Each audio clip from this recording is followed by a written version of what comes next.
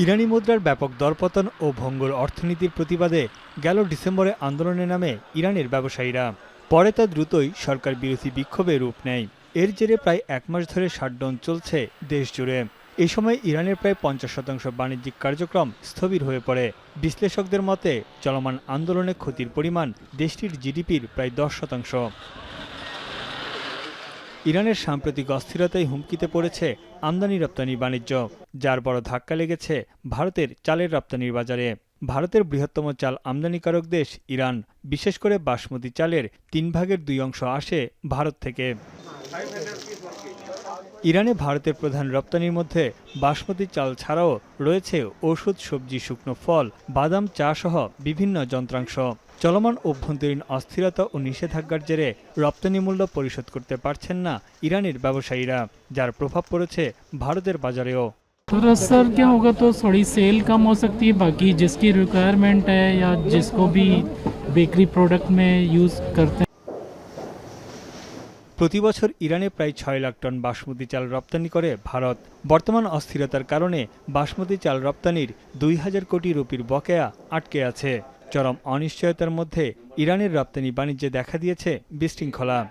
There has been a breakdown of communication between the Iranian importers and the exporters from India. This has resulted in huge piling of stocks at Iranian ports like Chabahar and Bandar Abbas. Even we have seen that a lot of cargoes are lying at Indian ports as well. This has led to a panic situation overall in the market. এর মধ্যে গেল সপ্তাহে ইরানের সঙ্গে বাণিজ্য করার সংশ্লিষ্ট দেশের উপর ২৫% শুল্ক আরোপের হুমকি দেন ট্রাম্প। এছাড়া খাদ্য আমদানিকারকদের নিম্নহারে বৈদেশিক মুদ্রা সরবরাহের বিধানও বন্ধ করে দেয় ইরান সরকার। আমদানি ব্যয়বহুল হয়ে পড়ায় নতুন চুক্তিতেও যেতে রাজি হচ্ছে না ব্যবসায়ীরা। This is a time where we need new markets. With new markets, we also need to hold the share we have in the existing markets as well. And since Iran is our second largest market in the world, losing or even a small threat, a significant threat to that market share is a very concerning situation for the exporters and for the entire agriculture sector in India.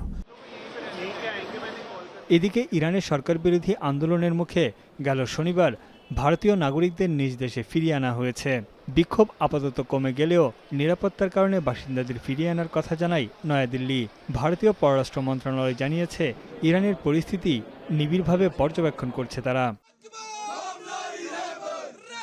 Iran সরকার ও দেশটির সর্বোচ্চ ধর্মীয় নেতা Ayatollah Ali খামেনির সমর্থনে ভারতের জম্মু কাশ্মীর এবং লাদাখে বিক্ষোভ করে শিয়া সম্প্রদায়ের শত শত মানুষ।